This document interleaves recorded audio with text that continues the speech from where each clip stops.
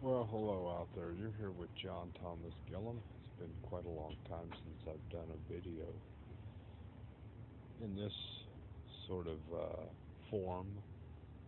And anyhow, I am sitting here having a caramelized coffee at Starbucks and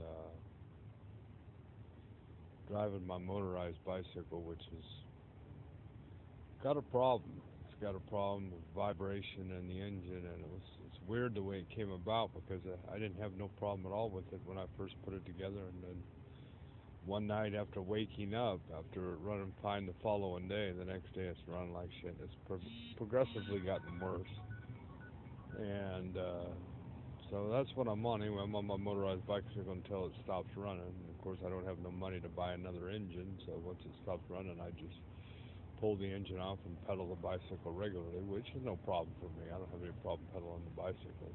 An automobile is not an important thing to me. Of course, I had an automobile, but the sheriff in Rancho Cucamonga decided to tow it away because I was driving on a one-day moving permit that I kind of, well, I didn't I held on to it and for several weeks, and it was all a matter of money. Is the reason why I was unable to get the car repaired after it failed smog, after I paid all the back fees and everything else on the vehicle.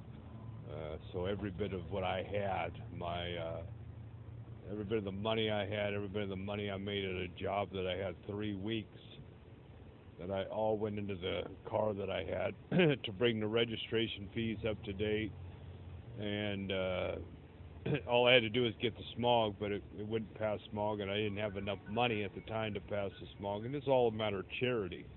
And I tried to get that on GoFundMe, and I had a GoFundMe account for 2 months, and then it dropped off, and they deleted it. I don't know what happened to it.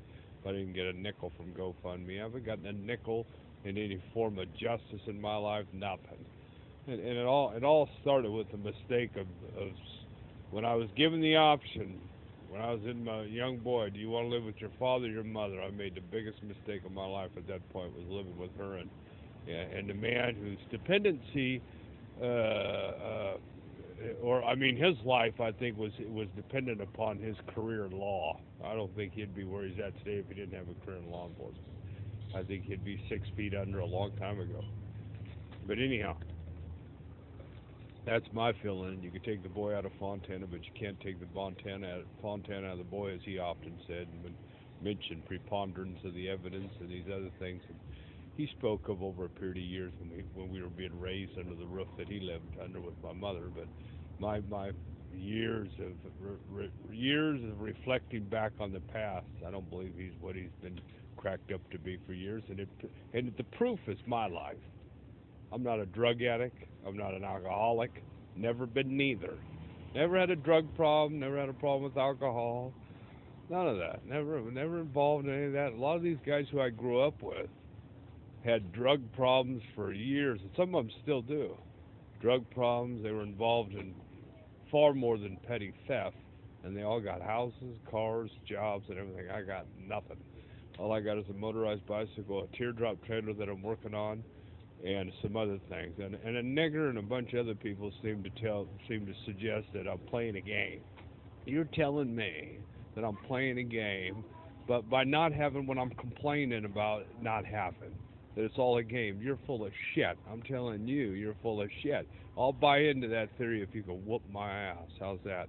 Anyhow, so I'm to the point now where what I want to do is I want to get out, and I mean this with the heart, soul, and every part of myself. I want to get out of the USA. How about you fund that? How about you come to my hand? HAND. The same thing that's used as shake another hand in a peace agreement.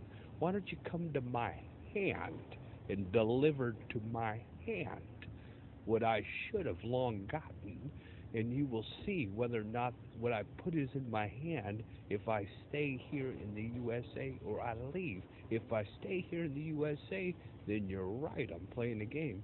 If I take that and I cross the border into another country, then death, whatever it brings me when I cross that border, a new birth, a second life, death, Whatever I get when I cross that border, I'll accept it. Whatever I get when I cross that border. I ain't playing no game. Like I said before, I'll beat the fuck out of anybody for the sake of my own life.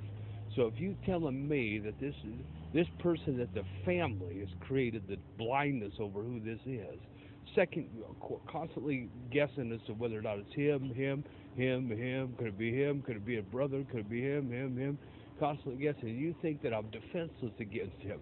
I'd beat him to fucking death any day of the week. I don't care about any of these motherfuckers in my family.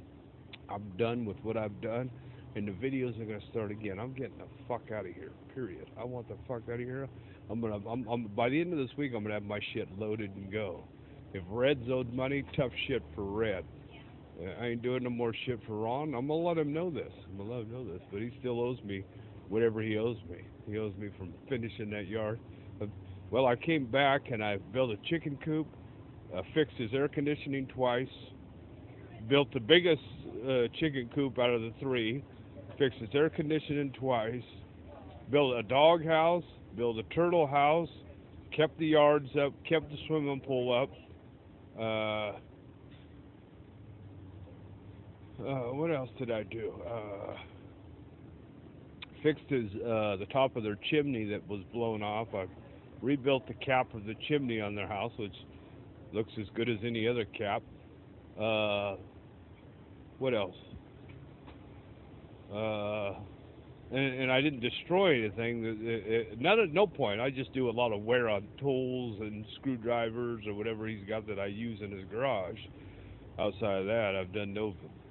I don't go in there and damage people's property. I don't go in there and grab his tools and throw them across the garage and kick his garage door and shoot holes in his metal cabinet that he keeps his shit in and I don't do none of that or beat up his refrigerator or throw a quart of oil in his swimming pool or I don't do none of that shit. Now I think his kids are more capable of that, but I don't think. I'm pretty certain two of them, particularly, I think are capable of that kind of shit. Me, I don't do that. Anyhow, so what I'm going to do is I'm going to get out of here, and my attitude is it proves me just. It proves me who I am. See, what you've done is you sold the greater soul of John over to demons. These are people who serve the spirit of the devil. These are little people, these little bald-headed motherfuckers that go around here and butt-fuck your kids and do these things with your kids. I'm getting out of here. I don't care what either any of the versions of Pat McCurry says. When he came, I am certain of myself that when he married my mother, he had a big plan, and he carried it out.